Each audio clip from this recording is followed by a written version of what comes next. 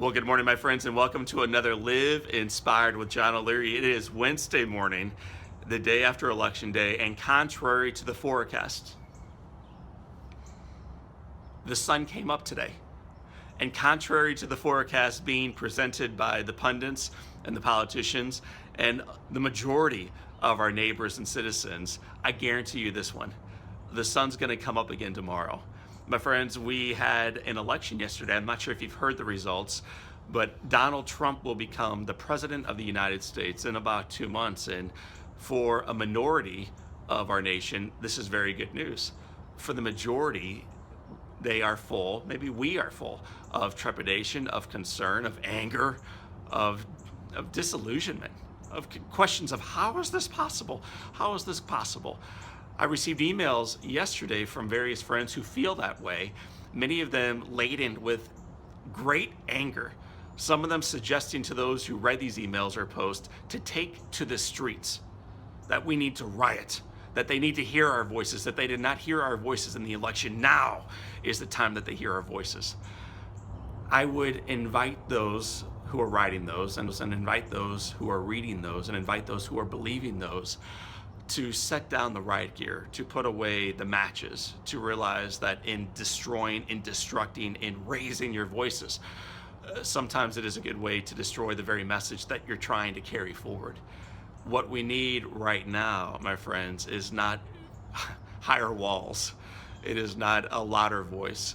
It is greater compassion. It's greater understanding. And I believe it's also greater determination that what unites us is significantly more powerful than what divides us.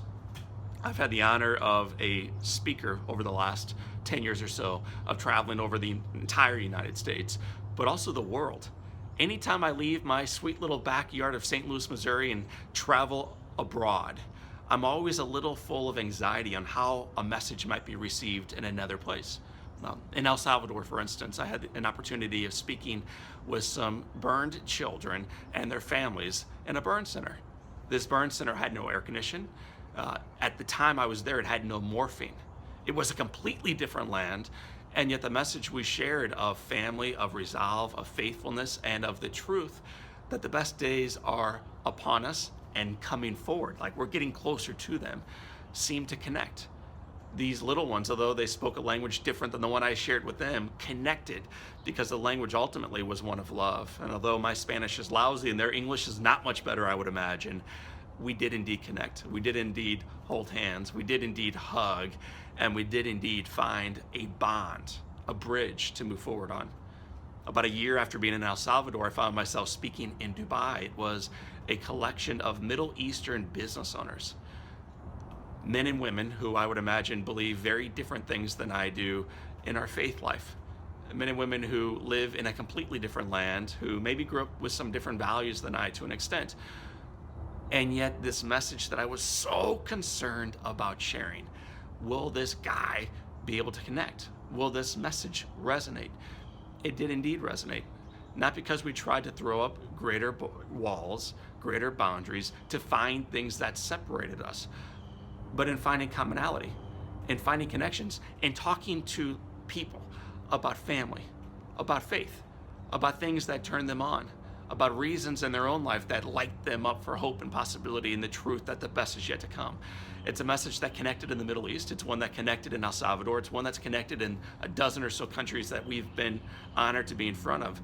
And as we bring this thing back to the United States, I'm pretty convinced that what unites us, Democrats and Republicans and independents and disenfranchised citizens, is significantly stronger than the things that separate us. In the emails last night, there were taunts and challenges of grabbing riot gear, of burning this thing down, of ensuring that our voices are heard. As a man in front of you today who is living in St. Louis, who lives about 11 minutes south of Ferguson, I'm telling you right now, the riot gear doesn't work. The gasoline doesn't work. The matches won't work. The way we can have our message heard, my friends, is to lower our tone. It is to uncross our arms. It is to find things that unite, that don't divide. It is to realize that we are still a nation that is supremely blessed, that what connects us is so much more powerful than the things that divide us. As children, we offered a prayer every morning, the Pledge of Allegiance.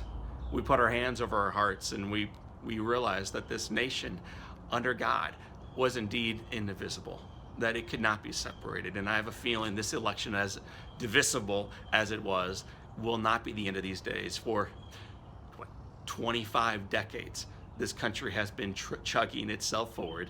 It has been increasing and growing and becoming even more bountiful. And I'm an optimist.